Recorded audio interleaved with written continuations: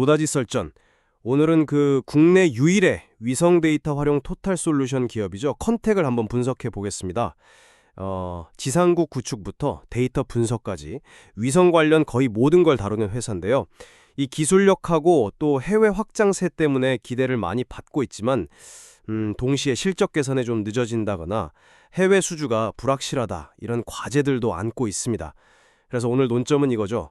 컨택의 성장 잠재력, 과연 우리가 장밋빛 미래를 그려도 좋을까? 아니면 현실적인 위험 요소를 좀 더 주시해야 하는가? 저는요, 이 기술력과 또 자회사 시너지를 바탕으로 보면 2026년 흑자 전환하고 또 본격적인 성장을 이룰 잠재력에 충분하다 이렇게 보고 있습니다. 네, 그 성장 가능성 자체는 저도 뭐 동의합니다. 하지만 저는 좀 더 신중하게 봐야 한다는 입장인데요.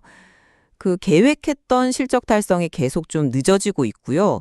또 주요 자회사 그 AP 위성이죠. 여기 실적 부진 문제도 여전하거든요. 여기에다가 해외 수주 경쟁까지 점점 심해지고 있어서 아직은 뭐 장밋빛 미래다 이렇게 단언하기에는 위험 요인이 너무 많지 않나 그렇게 생각합니다. 하지만 컨택의 핵심 경쟁력은 역시 그 기술 내재화 아니겠습니까? 위성을 활용하는 데 필요한 모든 거요. 그러니까 지상국 시스템 구축, 또 위성 데이터 수신하고 처리하고 나아가서 분석 솔루션까지 이 전 과정을 아우르는 이른바 턴키 솔루션을 제공할 수 있는 국내에서는 유일한 기업입니다. 이게 단순히 기술만 갖고 있다는 게 아니라 이미 누리호 발사 임무 지원이라든가 항공우주연구원과의 협력 이런 걸 통해서 그 역량을 충분히 입증했고요. 이 점은 경쟁사들이 쉽게 따라오기는 어려운 아주 강력한 해자라고 저는 봅니다.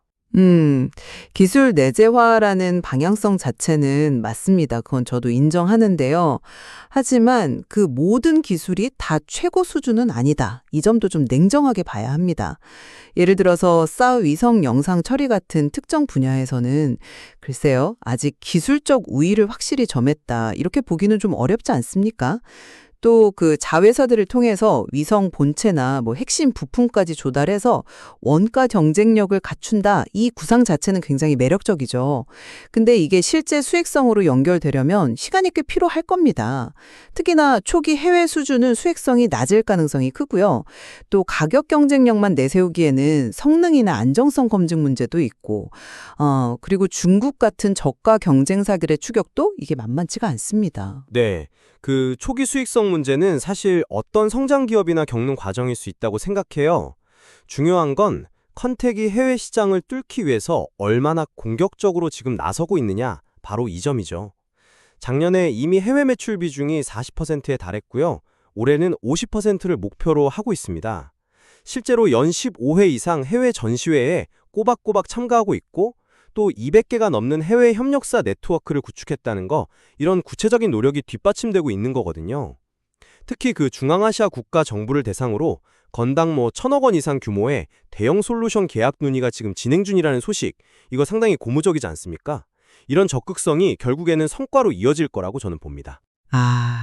해외 확장에 대한 그 열정, 그건 높이 삽니다만 그 기대감이 현실화되는 속도가 문제라는 겁니다. 상장 당시에 제시했던 매출 목표 달성이 이미 늦춰지고 있다는 이 사실을 우리가 간과할 수는 없어요. 특히 그 주요 수익원으로 기대했던 지상국 네트워크 솔루션, 그러니까 GSAAS라고 하죠. 이 서비스형 지상국 매출이 위성 발사가 지연된다거나 하는 그런 외부 요인 때문에 예상보다 지금 더디게 발생하고 있단 말입니다.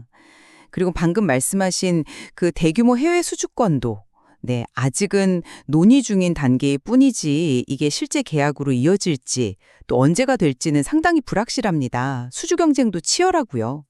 그러니까 기대감만으로 회사가 지금 겪고 있는 어려움을 다 덮을 수는 없다. 저는 그렇게 봅니다. 네, 실적 개선 속도가 기대에 좀 못 미쳤던 부분은 저도 인정합니다. 하지만 컨택 별도 기준으로만 보면요, 적자 규모는 꾸준히 줄어들고 있어요. 그리고 2026년 흑자 전환이라는 명확한 목표를 향해서 가고 있는 중이고요. 그리고 자회사들과의 시너지, 이걸 빼놓을 수가 없죠.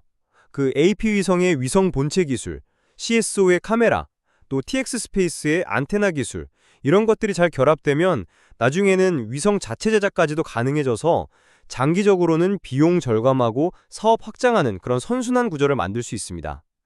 AP위성 역시 하반기에는 그 신규 단말기 원가가 좀 안정화되면서 실적 개선이 기대되고 있고요. 그러나 지난 2분기 연결 기준으로 보면 영업 손실이 1,000억 원에 달했다.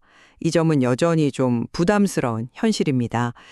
그 AP위성의 상반기 손실 확대가 전체 실적의 발목을 잡은 거고요. 하반기 개선도 아직은 그야말로 기대 수준입니다. 신규 모델 개발과 관련된 원가 상승 문제가 과연 완전히 해소될지는 좀 더 지켜봐야 할 문제입니다.